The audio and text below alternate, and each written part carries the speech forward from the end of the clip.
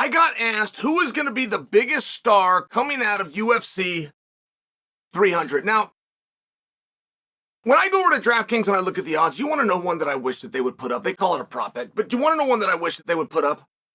And you got to put it up now. Who is going to ruin the main card? I mean, if history is any trajectory to the future, the main card doesn't hold up. And I don't know who's going to ruin it, by the way. Happens every time. I don't know who it's going to be. Which one of those guys is going to pull out between now and then? Which one of those guys is going to miss weight? Who's going to spoil the main card? I wish that they would take action like that. I mean, I've got to tell you, it's very interesting. Like, there's just some data in this sport. I know when I was making my run, I was turning on everybody, right? There weren't good guys and bad guys. There was me and there was everybody else. I hated them all. Could you imagine going through life like that? I really woke up and felt like that every day. Well, I look back and go, come on, there's got to be a better attitude that you can have. But this is the way I felt about it. And I could not understand for the life of me. You could never convince me, no matter how articulate you were, as to how these guys were pulling out of fights. It didn't matter if it was the day of, the day before, the week before, the month before. You were not going to convince me. I couldn't understand it. Like, we had this time in the sport where staph infections. We were missing fights because of staph infections. And I never got credit for things that I did. I really do deserve a lot more credit than I get. But I am the one that single-handedly ended that.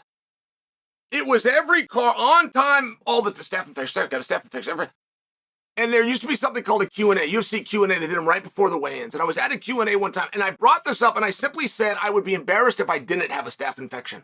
I've had a staph infection my entire life since I was 8 years old. Do not bring up staph infection, which requires 2 days of antibiotics to be cleared per the commission and allegedly to not even be able to contaminate anybody else. And I must say allegedly, because as a guy that's seen staph infections for 40 plus years, I don't believe that's true at all. But at any rate, and then nobody used that anymore. They went on to something else. And I don't understand it. I don't understand the not make weight, and I don't understand the pull out. I came from an amateur wrestling background. You took on 3, 4, 5, up to 7 guys in one day. The baddest dudes out there in one day, separated by 40 minutes, and you didn't know who it was going to be because it's a straight line bracket. You didn't know who was going to advance. There was no game planning. There was no camp. There was no way to prepare. There was no get with your cornerman and strategy sessions and break down and bring in training partners. None of this happened. Oh, and you want to know something else that they never did in wrestling? They never missed weight.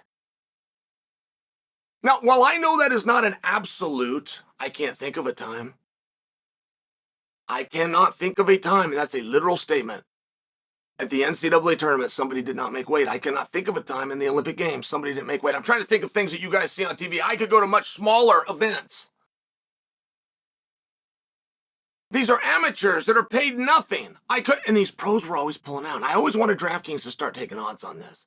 Because one thing about the guys that would pull out, and you could even just go to recent memory. I'm Charles Oliveira. I'm not looking to give him a hard time. It's a name that you guys know, and I realize I hear myself every time I speak. It's negatively. I think the world of Charles Oliveira, but little paper cut. He pulls out of a fight, man. I'm just sharing with you guys. If you go, whether it's recent memory or long-term memory, and I wish that DraftKings would do this, because if there was some kind of a database for these guys that miss weight, or they get hurt, or they X, Y, and Z to get out of a contest that they allegedly love to do and are only called upon 3 times a year. By God, they're never the favorite. Isn't that a strange coincidence? Never, ever does the favorite pull out. It's always the underdog, who you, the betting public, goes to DraftKings and makes clear that you think is going to lose. And it would seem that they must agree with you and thinking about themselves. And I just share with you, it's a very interesting stat. As far as prop bets go, I am curious. I would like to do that. Now, we have people on the main card that have a history of not making weight. Just for example, is the fight as planned going to get to the ring? I would like that kind of action. When I got asked, who do I believe is going to be most talked about get the most headlines coming out of the event.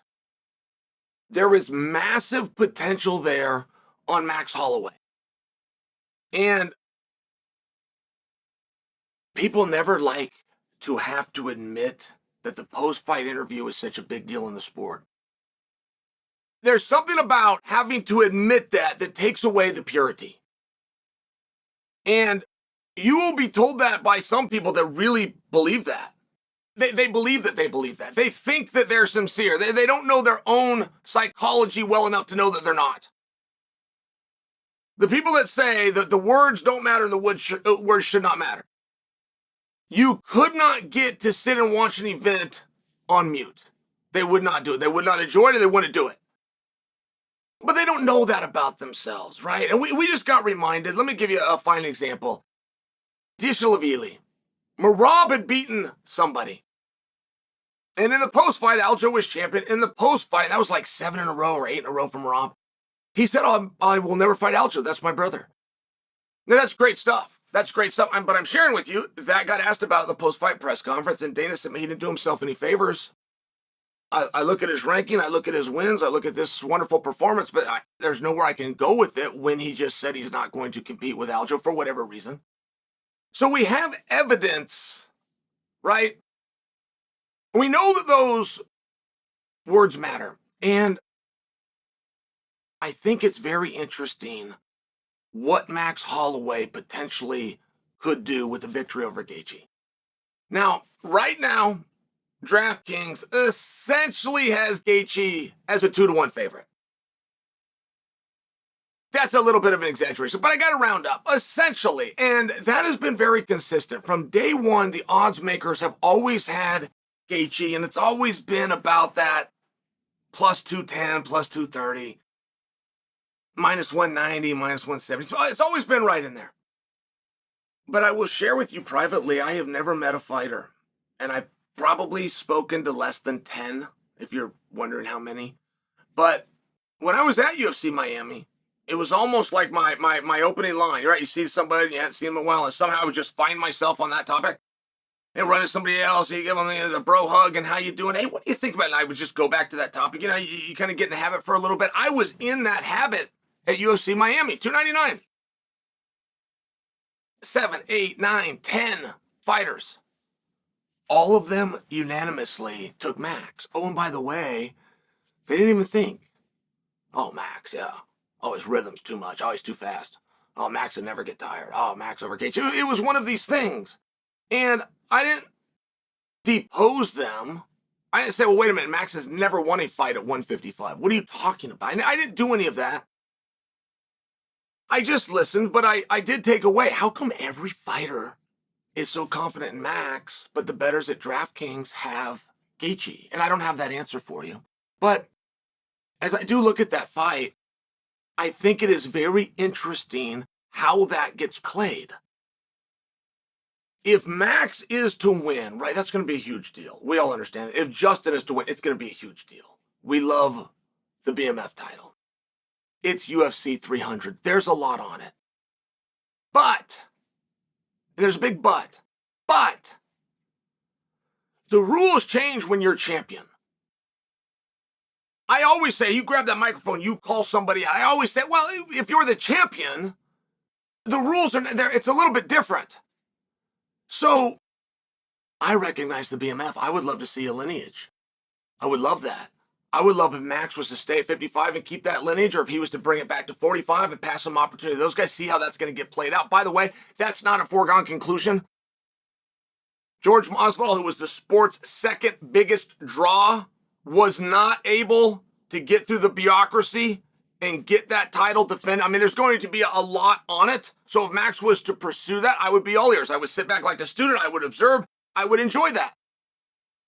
But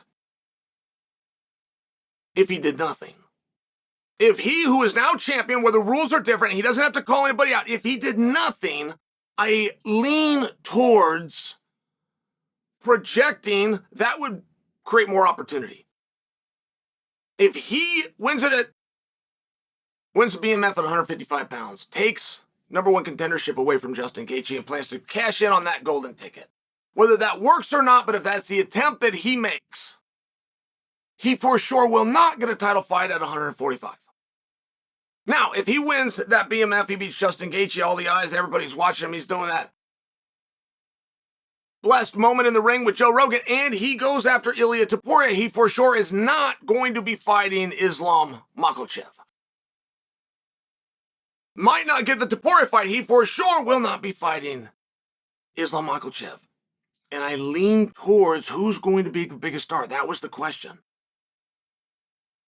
And so much of it has to do with outcome, but it also has to do with that moment right after the outcome. And I just think that anybody that's teed up, like there's nobody else on the card that I could tell you with a victory is going to have a very reasonable chance to stay right where they are, to go up or to go down, and there's titles in all three options. There's nobody else on the card that I could say that about. I could only say that about Max. So who's going to be the biggest star? Right, it comes down to victory and method of victory, but who has the biggest opportunity going in is actually the guy that DraftKings is 2-1 sure isn't going to win. But the locker room believes in him, and that is Max Holloway.